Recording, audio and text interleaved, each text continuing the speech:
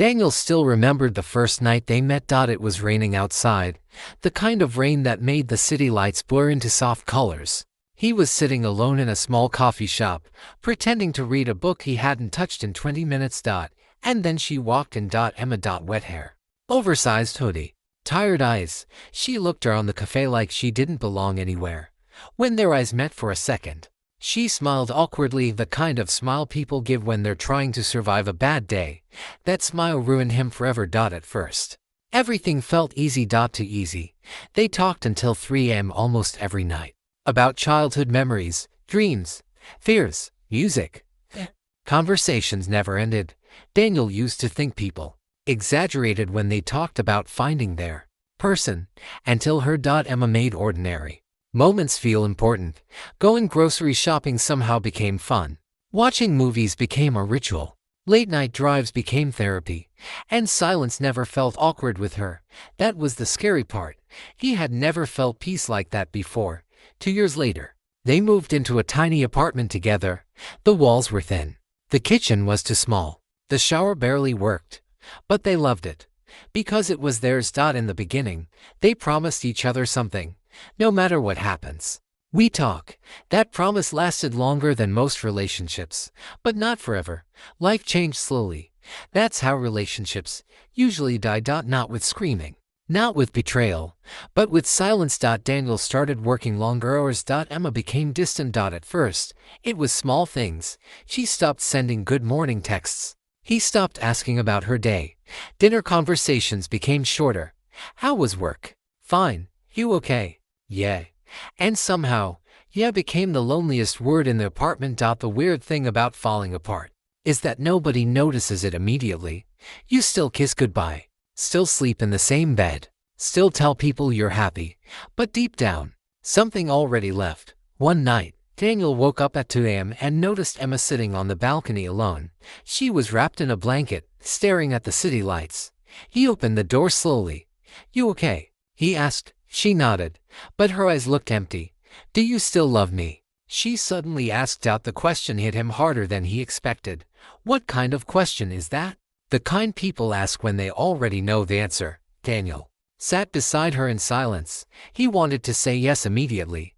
Wanted to grab her hand and promise everything would be okay. But for the first time in his life, he hesitated. And Emma noticed. That hesitation changed everything. After that night, the apartment felt colder. Not physically, emotionally. Like to strangers renting the same space. They stopped laughing together, stopped touching each other. Without thinking, even their arguments became quieter.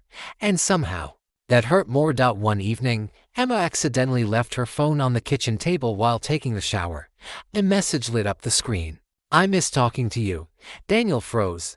The message was from someone named Ryan. His chest tightened immediately.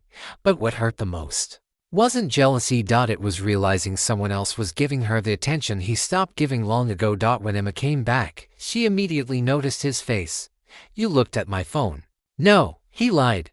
She stared at him for a few seconds, then quietly said, you don't get to care now.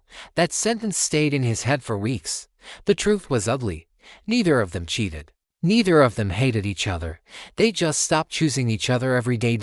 And love dies there first. Winter came. The apartment became quieter than ever. Emma spent more time outside. Daniel stayed longer at work. Sometimes they would go entire days speaking only through text messages. Did you eat? Yeah. Okay, that was it.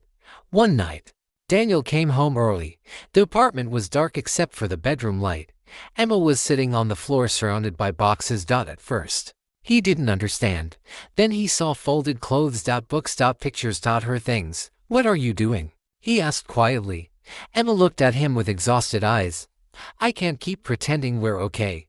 Daniel felt panic crawl into his chest. No, wait. We can fix this. But the terrifying part was, he wasn't even sure if he believed his own words. Emma started crying silently. I miss you, she whispered. You're right here. And I still miss you. That sentence broke something inside him, because she was right. He had been physically present for months, but emotionally gone. Daniel sat beside her on the floor. For the first time in a long time, they actually talked. Really talked about the distance, the loneliness, The resentment. The exhaustion. All the things they buried under I'm fine. Hours passed. The sun slowly started rising outside the window, and somewhere between tears and silence, they realized something terrifying. Love wasn't the problem. Pain was. Emma grabbed his hand weakly. I don't want us to become strangers, she whispered. Daniel looked at her for a long time before answering. I think we already did. Neither of them slept that morning. Because deep down, they both knew relationships don't end when people stop loving each other. They end when people stop making each other feel loved. A month later, Emma moved out. No screaming, no dramatic goodbye, just quiet heartbreak. The apartment felt enormous without her. Daniel kept noticing little things she left behind. A hoodie on the chair, a hair tie in the bathroom, her favorite mug, ghosts of a life they almost kept. One night, months later, he found an old voice message from her. Her voice sounded warm. Alive. I love you. Don't forget that, okay? Daniel sat there listening to it over and over again, and for the first time since the breakup, he cried. Not because he lost her, but because he realized exactly when he did, long before she walked away.